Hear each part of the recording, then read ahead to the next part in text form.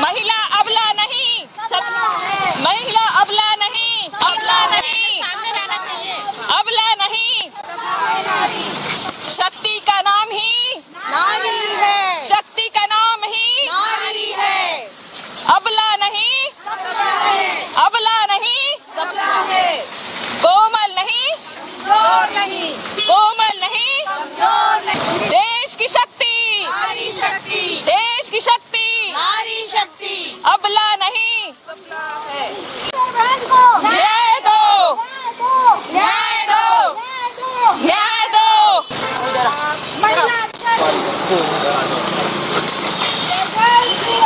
जय जय श्री राम। नहीं नहीं नहीं नहीं दीदी, नहीं नहीं, अरे नहीं। जय श्री राम। नहीं सहेंगे, नहीं सहेंगे, नहीं सहेंगे, नहीं सहेंगे। आप अपना परिचय देंगी? नमस्कार, मेरा नाम एस ममता राव, भिलाई निवास है मेरा। मैं इस्पात नगर में रहती हूँ। आज ये रैली और ज्ञापन का क्या मुद्दा है? मुद्दा क्यों हुआ ये आप सब जानते हैं। मैं मोबिता बनकर आपसे प्रश्न करती हूँ कि मुझे मौन क्यों किया गया, मेरे बाबा को मौन क्यों किया गया, मेरी माँ को मौन क्यों किया गया, मुझे मौन किया और आज यहाँ पर आप मौन क्यों हैं। मेरा सवाल, मैं एक मोमिता डॉक्टर आपसे पूछती हूँ, मेरी आत्मा आपसे गुहार लगाती है कि मेरे भारत, विकसित भारत क्यों आज मौन है। जिस भारत की राज्य में राज करने वाली महिला है उसका ममत्व मौन क्यों है। इस भारत के भाइयों का छाती मौन क्यों है। यहाँ बैठी उस बेटी से मैं पूछना चाहती हूँ, क्या एक डॉक्टर ही आएगी इस मौन रैली में या आक्रोश रैली में? क्या वकीलों के साथ, महिलाओं के साथ सुरक्षा है? क्या यहाँ खड़ी मेरी पुलिस बहनें सुरक्षित है? क्या सड़क में चलती हुई वो बेटी सुरक्षित है? क्यों मौन है मेरा भारत? मैं बोलना चाहती हूँ मेरे माननीय नरेंद्र मोदी से, जहाँ पर महतारी वंदन जैसी ऐसी योजनाएं आप लाए हैं, फिर क्यों उस बेटी के साथ, उसके सपनों के साथ क्यों मोमिता को आपने मौन करवा दिया? क्यों मुझे इंसाफ नहीं दिया जा रहा है? क्या बार बार हम ऐसी ही अपने जिस्मों का नुमाइश करवा रहे हैं आप लोग? क्यों क्यों क्यों मेरे साथ ऐसा कर रहे हैं? मैं पूछना चाहती हूँ आप सभी से, मुद्दे ऐसे ही उठेंगे और अगर आप बोलते हैं इस पे तो मुझे ऐसा लगता है कि ये सिर्फ हर परिवार का दायित्व है, सिर्फ मेरे सरकार का दायित्व नहीं है। मेरे परिवार मतलब परिवार में अपने बेटों को ये सिखाएं कि हर बेटी देवी रूप में है। वो राम लंका दहन क्यों किए ये बताना हमारा दायित्व है। हमारे हिंदू समाज को जगना होगा, अपनी बच्चियों को सम्मान दिलाना होगा। सिर्फ सरकार या ये मेरे भाई पुलिसकर्मी ही सुरक्षा नहीं करेंगे। मैं अपनी बहनों बेटियों से कहती हूँ, अपनी सुरक्षा स्वयं करें और चुप मत रहें। ये मेरा एक गुहार है आप सभी से। एक सवाल मेरा आपसे ये है कि नारी शक्ति सर्वशक्ति माना जाता है हमारे देश में, हमारे सनातन में। आज के समय में जो महिलाएं या बालिकाएं या बच्चियां जो गलत तरीके से चल रहे हैं कपड़ा पहन के, या उसके लिए आप उनको रोकेंगे नहीं? बिल्कुल, मैंने इसका प्रश्न, शायद आपने जो प्रश्न किया उसका उत्तर मैंने आपको 2 मिनट पहले ही बताया। ये हर परिवार का दायित्व है। अगर कोई बेटी वस्त्र नहीं पहनती अच्छे से, उसका रीजन क्या है, उसका कारण क्या है, सोचिए ना। क्योंकि वो माँ अपनी बच्चियों को कपड़े पहनने का हम संस्कार भुला दिए हैं, है कि नहीं भाई साहब? मैं जो प्रश्न मैंने आपको उत्तर दे दिया पहले, क्या एक पिता कैसे अपनी बेटी को भेजते हैं? आप नहीं बता सकते अपनी बेटी को कि बेटा जब तक तुम अपने इस शरीर का सम्मान नहीं करोगे, वो व्यक्ति कभी भी तुम्हें देवी रूप में नहीं देखेगा। देवी रूप में देखने के लिए साक्षात देवी बन के निकलना पड़ता है। तो ये संस्कार की कमी है, ये हमारी स्वयं की कमी है। एक सवाल, आखिरी सवाल आपसे, क्या संदेश देना चाहेंगी अभिभावकों को जो खास करके जिनके घर में माँ सरस्वती और लक्ष्मी रूपी बच्चियां हैं? क्या उनको रील्स बनाना चाहिए कि सेल्फ डिफेंस में भेजना चाहिए? आप उनको क्या संदेश देंगे इस बारे में? देखिए, मैं माता पिता इसमें दोनों ही संतान होते हैं, बेटी भी और पुत्र भी।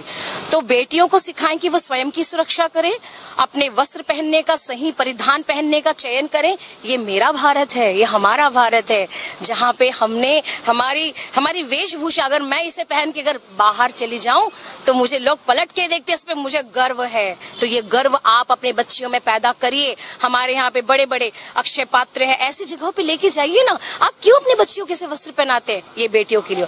पुत्र को क्या आपने पुत्र को सिखाया है? पुत्र को सबसे पहले ये सिखाइए कि सर्वप्रथम अपनी माँ का सम्मान करे। जब अपनी माँ का सम्मान करेगा तो वह हर स्त्री का सम्मान करे। हमारे शास्त्र में भी है, रंभा उर्वशी या पत्नी जो होती है वही पति के लिए होती है। ये ऐसा हमारे श्री रामचंद्र प्रभु जी भी कहते थे। आपको एक कथा याद होगा, जब रावण माता सीता के हरण के बाद जब उनके सामने राम रूप में गए, आपको मालूम है साक्षात उन्हें माता नजर आई, क्योंकि राम का रूप धरने के बाद रावण भी उस राम की तरह हो गया। क्योंकि सीता राम की धर्मपत्नी है तो उसे वो माता नजर आई। तो जब भी हम घर से निकले अपने पुत्रों को ये सिखाएं कि बेटा ये माँ जो है जितनी भी चल इसका सम्मान आप करो। तो ये मैं सिखाना चाहूंगी। रील आप बनाइए ना, आप अपने बच्चों को बोलिए भारत पे रील बनाए, अपने देशभक्ति के गीतों पे रील बनाए। रील बनाना कोई गलत बात नहीं है। आप सनातन धर्म के बारे में रील बनाए, आप भागवत के श्लोकों के बारे में रील बनाए। रील बनाना बिल्कुल गलत नहीं है। आप मोबाइल का माध्यम बताए। जब अपना बच्चा मोबाइल पकड़ता है आप उसे जरूर बोलिए कि बेटा इसमें आप रील बनाइए, देखने का माध्यम बताइए। सही सभी कॉलम है, मैं भी जब चलाती हूँ तो मुझे कई चीजें दिखती है। ये मेरी इच्छा शक्ति पे निर्भर करता है कि मैं उसमें क्या चयन करूँ। तो आप अपने बच्चों को बताएं कि बेटा, क्योंकि देखिए यौवन अवस्था में सबकी जिज्ञासा होती है, हमारी भी जिज्ञासा थी। तो आप उस जिज्ञासा को शांत करें, अपने बच्चों के साथ बैठे। हम अपने बच्चों के साथ समय नहीं दे रहे हैं। मैं अभिभावकों से कहना चाहती हूँ कि हमें अपने बच्चों के साथ थोड़ा समय बिताना पड़ेगा, थोड़ा बैठना पड़ेगा। और एक और चीज भाई साहब मैं कहना चाहती हूँ, उन बच्चियों को जो बच्चियां बहुत सीधी शांत होती हैं उनके साथ ही दुराचार अनाचार होता है। आप देख लीजिए जो लड़के निर्वस्त्र घूम रही है, मजाल है किसी लड़के की उसके साथ कुछ करके दिखा दे, वो स्वयं की इच्छा से घूम रही है। जो बच्चियां डरती है ना, उन बच्चियों पे ही वो लोग अटैक करते हैं। सामने वाला भी चोरी वही करता है जहाँ पे बिल्कुल भी वो नहीं रहता, सुरक्षा नहीं रहती। धन्यवाद।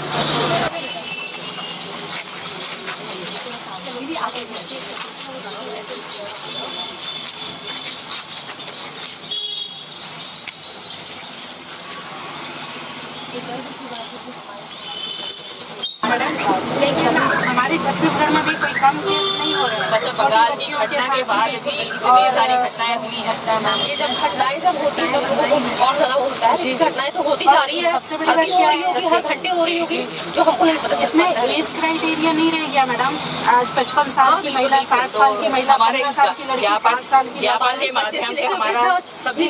ये बहुत दयनीय स्थिति हो गई है। कब हमारा मतलब कानून व्यवस्था सुधरेगी, कब इस ज्ञापन का देने का हम सारी महिलाएं इसीलिए एकत्रित हुई हैं। ज्ञापन के माध्यम से हम प्रधानमंत्री जी को ये संदेश देना चाहते हैं कि आज महिलाएं जागरूक है, इतनी जागरूक है, फिर भी घटनाओं में कमी के स्थान पे और बढ़ोतरी हो रही है। तो हमारा कुछ न कुछ समाधान आप निकालिए। आपसे निवेदन है कि कुछ ऐसा कुछ कीजिए कि मतलब कानून तो बनाना आपका दायित्व है, वो आप कर रहे हैं, कानून अपनी जगह है, लेकिन एक जो नैतिकता एक परिवार के बीच में आना चाहिए, उसके शिक्षा के माध्यम से, सर्वप्रथम तो शिक्षा है। शिक्षा के माध्यम से एक माँ बच्चे को जो संस्कार देती है, आप नई शिक्षा नीति लागू किए हैं तो हम इसके माध्यम से ये जो हम सब बोलते हैं हम नहीं रोक सकते, लेकिन आपसे निवेदन है कि शिक्षा के माध्यम से जो नैतिकता बच्चों में डालें, वो वही बच्चे, चाहे वो लड़की हो, लड़कियों में भी उतनी ही नैतिकता चाहिए जितना लड़कों में चाहिए। हम लड़कों की बात करते हैं पर लड़कियां भी हमारी सुसंस्कारित हो। हमारी ये संस्कृति इतनी समृद्ध है कि हम शिक्षा के माध्यम से प्रधानमंत्री से निवेदन करते हैं कि वो जो संस्कृति जो हमारे में विलुप्त सी हो गई है वो उसमें डाला जाए शिक्षा में, और वो हमारे बच्चों में संस्कार आए। तो ये ज्ञापन उसका माध्यम है। आपने उसको रिसीव किया, आपका बहुत बहुत धन्यवाद। हमारी संस्कृति में तो कहा भी गया है और हम ये भी कहते हैं कि छत्तीसगढ़ महतारी है और भारत माता को हम जब इस शब्दों के साथ उद्बोधन करते हैं, हम ये भी कहते हैं हम शक्ति हैं, हम भक्ति हैं, हम प्रेम पुंज अभिलाषा, हम दीप दान कर देने वाली पन्नाधारी, हम बहती जल की धारा। आप देखिए मैडम, हम हर रूप में समाज को, देश को, मिट्टी को सींच रहे हैं। लेकिन आज खुद हम नहीं रहेंगे तो क्या ये सृष्टि रह पाएगी? तो बताइए, जब हम सुरक्षित नहीं रहेंगे तो ये सृष्टि कैसे सुरक्षित रहेगी? हमारी बस बच्चियां यही निवेदन करना विचारने विषय है, है ना? विचारने विषय हमारी है, मैडम। बच्चियां मतलब सबसे बड़ी बात बिना क्या डर है के। कि आज न स्कूल में बच्चियां सुरक्षित हैं, न हॉस्पिटल में सुरक्षित है, न घर में सुरक्षित है, न ऐसा कोई भी जगह सुरक्षित नहीं है। जिसमें वो डरे ना, सहमे ना, हम असुरक्षित मतलब अपने आप को ना- माताओं की आज सबसे बड़ी विडंबना क्या हो गई है कि अपनी बच्चियों को एक सेकंड के लिए भी अगर छोड़े ना तो सोचनी स्थिति हो जाती है कि हम क्या कर रहे हैं। आज जब हम इस स्थिति बच्चियों हो को प्ले ग्रुप में भेजते हैं तो आज वो जो शिक्षा दी जाती है तो वो ये गुड टच और बैड टच सिखाया जा रहा है। जब हमारे संस्कृति के बारे में बताना छोड़ के आज हमारी बच्चियों को गुड टच और बैड टच की शिक्षा दी जा रही है, तो उनके मन में हम इतने से में डर रोक रहे हैं, पर हमारे पास इसके अलावा कोई चारा भी नहीं है बताने के सिवाय।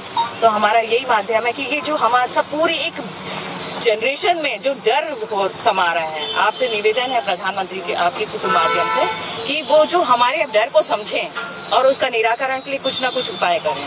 ठीक, बहुत नमस्कार, मैं सुषमा देवांगन रथ। मेरी सभी महिलाओं में चाहे वो बच्ची हो, कॉलेज जाने वाली बच्ची हो, चाहे वृद्ध हो, चाहे मेरी उम्र की हो, उन औरतों से मेरी ये अपील है, कहीं पर भी जाए, कुछ भी ड्रेस पहने, अपने शरीर में एक गमछा जरूर डाले। हर सनातनी अपने कंधे पे गमछा रखता, तो फिर हम औरतें क्यों नहीं रख सकती हैं? तो मैं सबसे यही अपील करूंगी, प्रार्थना करूंगी, एकदम मेरा मोरल ये जाए सबके पास कि सब अपने ये चुन्नी जरूर डालें, फिर हम दूसरों को दोष देंगे। धन्यवाद। अब अपना परिचय देंगी? मैं रश्मि राजपूत हूँ। मेरा निवास भिलाई में है, तालपुरी भिलाई में। मैम, आज जो ये रैली निकाली गई नारी शक्ति द्वारा, इसका मुख्य उद्देश्य क्या है? मुख्य उद्देश्य भैया इसका ये है कि समाज में नारी को जागरूक होना बहुत आवश्यक है। हम जो घटनाएं हमारे चारों ओर होती हैं, हम मौन रख लेते हैं, हम नारी मौन रख लेते हैं। हम सब कुछ रोज टीवी में, पेपर में, अपने आस पास सुनते हैं और हम वो उसको नियति मान के उसको मौन होके बैठ जाते हैं। वो सही नहीं है। जब तक हम जागरूक नहीं होंगे, हम आवाज नहीं उठाएंगे उसके विरुद्ध, वो फिर उनको शक्ति मिलती है। अगर आप आवाज नहीं उठाएंगे, जो दुर्जन शक्तियां हैं उनको बल मिलता है। तो आवाज उठाना, जागरूक होना बहुत आवश्यक है। जब जागरूक होंगे, विरोध करेंगे, तभी ये सिलसिला रुकने थमने का नाम लेगा। एक सवाल आपसे मैम कि ये रैली निकालने से, कैंडल मार्च या मशाल यात्रा निकालने से जो घटनाएं घट रही है हमारे देश में, लगातार घट रही है बोलूंगा जी, क्या ये कम होंगी? इसका कम होने का अवश्य होंगी, क्योंकि जैसे जैसे जागरूकता फैलती है, एकता, मतलब सबसे बड़ी बात है, असंगठित रूप से महिलाएं अपने अपने स्थानों पे इसका विरोध तो करती हैं, लेकिन एक बार महिलाएं ये कैंडल मार्च और ये रैली और ये जो अपना एकत्रित होने के माध्यम से महिलाएं संगठित हो रही हैं, और संगठन में ही शक्ति है। जब संगठित होंगी तब वो कहीं भी उनमें हिम्मत आएगी, और कहीं भी अगर होता है उनके सामने में, ये जितनी महिलाएं खड़ी हैं, अगर इनके सामने कुछ भी गलत होता है तो ये बिल्कुल शक्ति तैयार हो रहेंगी कि उसका विरोध करें। शास्त्रों में कहा गया है शास्त्र और शस्त्र, इस बारे में आप क्या कहेंगी? हमारी आज के युवा पीढ़ी को इस बारे में आप क्या संदेश देना चाहेंगी? बिल्कुल, हमारे सनातन संस्कृति इतनी समृद्ध है, उन्होंने हमारे एक हाथ में शास्त्र दिया है तो एक हाथ में शस्त्र दिया है। हमारी नौ दुर्गा माता हमें सब में यही सिखाया गया, एक हाथ में शास्त्र है, एक हाथ में शस्त्र है। तो हमें ज्ञान तो मानसिक रूप में मजबूत होना ही है, यहाँ शारीरिक में भी उतना ही महत्वपूर्ण है कि मजबूत होने के लिए तो शस्त्र भी आवश्यक है हमारे लिए, अपनी स्वरक्षा के लिए। अभी जो नया कानून आया है, भारतीय न्याय संहिता, पहले भारतीय दंड संहिता था, इसमें नारियों की शक्तियों को बहुत ज्यादा बढ़ाया गया है मोदी जी द्वारा। जी, इस बारे में क्या कहेंगी? बहुत आवश्यक था नारियों की शक्ति देना, प्रबल करना, एक शक्तिमान करना। संविधान हमें शक्ति दे रहा है, ये बहुत बहुत मोदी जी का धन्यवाद कि वो हमें शक्तिमान कर रहे हैं, क्योंकि ये जो कानून की ढील के कारण कई बार अपराधी निकल जाते थे। तो इससे क्या होगा, मजबूती मिलेगी। अगर हम महिलाएं कानून में इसलिए नहीं जाती थी कि अरे हम जाएंगे कुछ नहीं होना है, सब निकल जाएंगे, अपराधी निकल जाएंगे, छूट जाएंगे, तो इससे हमें शक्ति मिली है और हम लोग बिल्कुल बलपूर्वक अपने स्टैंड लेंगे। आखिरी सवाल, युवा पीढ़ी को आप क्या संदेश देंगे? युवा पीढ़ी को ये है कि नैतिकता सबसे महत्वपूर्ण है। नैतिकता, आप नारियों का सम्मान करिए, नारियां भी पुरुषों का सम्मान करिए। वो एक नारी और पुरुष एक दूसरे के प्रतिस्पर्धी नहीं है, वो एक दूसरे के पूरक हैं। और ये समाज और ये राष्ट्र जो गरुड़ पक्षी के भांति है, वो दोनों पंख है, नारी और पुरुष रूपी दोनों गरुड़ पंख हैं। वो दोनों ही मिलकर राष्ट्र को उन्नति के पद पे अग्रसर करेंगे और उन शिखर पे पहुंचाएंगे। धन्यवाद। आप अपना परिचय देंगे? नमस्कार, मेरा नाम श्रीमती ललेश्वरी साहू है और मैं एक एसएचजी चलाती हूँ। और हम सब यहाँ नारी शक्ति की जो पीड़ा है, उस पीड़ा को हम यहाँ पर आदरणीय कलेक्टर महोदया जी को ज्ञापन के रूप में, माननीय यशस्वी प्रधानमंत्री जी को हम अपनी पीड़ा वहाँ तक पहुँचाने का प्रयास करने हम सब बहनें परिसर में पहुँचे हुए हैं। और मैं इन पंक्तियों के माध्यम से माननीय मोदी जी को मैं संबोधित करना चाहूँगी कि हम शक्ति हैं, हम भक्ति हैं, हम प्रेम पुंज अभिलाषा है, हम दीप दान कर देने वाली पन्नाधाई, हम बहती जल की धारा है। और साथ ही साथ मैं इन बातों को आप तक पहुँचा रही हूँ कि हम इस सृष्टि की जननी हैं, हमसे ही ये सारा जगत बना है। और हमारी संस्कृति में भी नारी को शक्ति स्वरूपा, आदरणीय, पूजनीय माना जाता है। किंतु हमारे यशस्वी प्रधानमंत्री जी के द्वारा यह अथक प्रयास किया जा रहा है हमारी बहनों को सबल करने का, हमारी बहनों को शक्ति प्रदान करने का। किंतु ये दूसरे समाज में कहीं ना कहीं कुछ ऐसे लोग हो गए हैं जो कहीं ना कहीं हमारी बहनों को असुरक्षित, जो कहीं ना कहीं उनको इस प्रकार पीड़ा दे रहे हैं, जो इतनी कहना चाहिए, मैं बोल भी नहीं पा रही हूँ इस शब्दों को, कि हैवानियत भी शर्मसार हो जाए, इस हद तक लोग अपना कुकर्म को अंजाम दे रहे हैं। तो मैं इस विषय पे विशेष रूप से कहना चाहूँगी कि जो कानून बना है उसमें कहीं ना कहीं और कुछ चीज़ों को सख्ती की जाए और उसमें बढ़त की जाए, ताकि ये कानून के डर पे कहीं ना कहीं इस चीज़ों को रोका जा सके। बस इतना ही कह के अपना वाणी विराम देती हूँ। जय हिंद, जय भारत, जय छत्तीसगढ़। आप अपना परिचय देंगे? मैं डॉक्टर नम्रता सिंह, भिलाई की रहने वाली हूँ। डॉक्टर नम्रता, ये बताइए, आज जो ये आप लोगों ने एक आह्वान किया है पूरे देश के लिए, इस बारे में आप क्या कहेंगे? जी, बहुत ज़रूरी है। हमारी जो कानून व्यवस्था है वो सही नहीं है। अगर पनिशमेंट मजबूत होगी या कठोर होगी तो ये क्राइम नहीं होगी। अगर आप अरब कंट्रीज़ को देखेंगे, वहाँ पे पनिशमेंट कितनी खतरनाक है। अगर छोटा सा भी क्राइम होता है तो पनिशमेंट वहाँ बहुत बड़ी मिलती है। तो उसी तरीके से भारत देश में भी इस तरह के कानून बनाने चाहिए कि सज़ा कठोर से कठोर दी जाए। मैं बस यही नरेंद्र मोदी जी से और सुप्रीम कोर्ट से मैं निवेदन करना चाहूँगी कि जो भी इस तरह के क्राइम होते हैं उनको कठोर से कठोर उनको पनिशमेंट दी जाए। Thank you. अपना परिचय देंगे? यस, मेरा नाम युक्ता सपा है। मैं दुर्ग जिला की ज्योरा सिरसा की निवासी हूँ।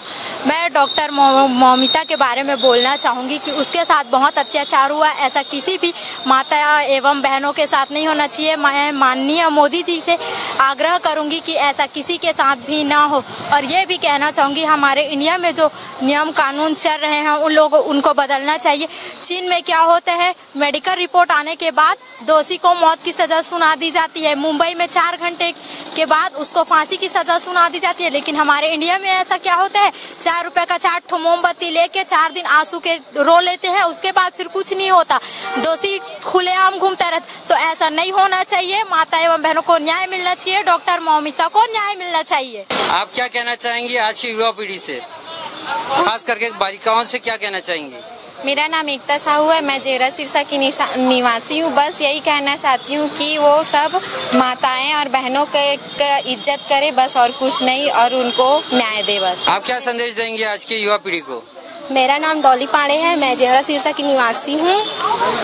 मैं ये युवा पीढ़ी को ये संदेश देना चाहती हूँ, अपने माँ एवं बहनों के साथ जो इज्जत व्यवहार करते हैं वैसे ही इज्जत और व्यवहार सभी लड़कियों और औरतों के साथ करें। धन्यवाद। मेरा नाम चंचल साहू है। मैं जेहरा सिरसा की निवासी हूँ। मैं ये बोलना चाहती हूँ कि सरकार से हमें बहुत उम्मीद है कि हमें इंसाफ मिलेगा, हमको इंसाफ मिलना चाहिए। Thank you. अब हमें परिचय देंगे? जी, मैं हेमलता सिंह, मैं महिला समन्वय से हूँ और दीदी लोग के साथ में सब जुड़ी हुई हूँ।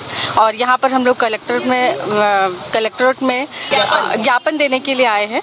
और जो सिर्फ एक नोविता पे ही अत्याचार नहीं हुआ है, ये हर एक नारी पे ये उंगली उठी है, उसी का हम लोगों ने यहाँ पर ज्ञापन दिए हैं। और ये अत्याचार अब ऐसा नहीं होना चाहिए आगे, ये हम लोग कहने आए हैं अपने सभी महिलाओं के माध्यम से। इससे पहले पूर्व में भी कई सारी घटनाएं घटी है, दिल्ली में हुआ है, भोपाल में हुआ है, महाराष्ट्र में हुआ है। ये लगातार बढ़ती जा रही है घटनाएं महिलाओं के ऊपर, बालिकाओं के ऊपर, बच्चियों के ऊपर। इस बारे में आप क्या कहेंगी? हाँ, ये बहुत ही निंदनीय घटना है। ये जहाँ भी हम जब भी सुनते हैं टीवी के माध्यम से या हम यूट्यूब समाचार के माध्यम से, तो बहुत ही दुखद घटनाएं हमारे अच्छा नहीं लगता है ये इस तरह की घटनाएं। और ये नारी जाति पे ये घटनाएं होती है, ये और भी हमें बहुत विद्वेलित कर देती है कि ऐसी घटनाएं होती क्यों है। ये हम अपनी आत्म सुरक्षा के लिए यहाँ तक आए हैं और नारियों को अपना सबल बनने के लिए हमें अपना आत्मरक्षा के लिए हमें यहाँ पर अपना मजबूत होना होगा। क्या आपको नहीं लगता कि हमारे देश के युवा जो पाश्चात्यकरण की ओर बढ़ रहे हैं, इसका एक मुख्य कारण हो सकता है?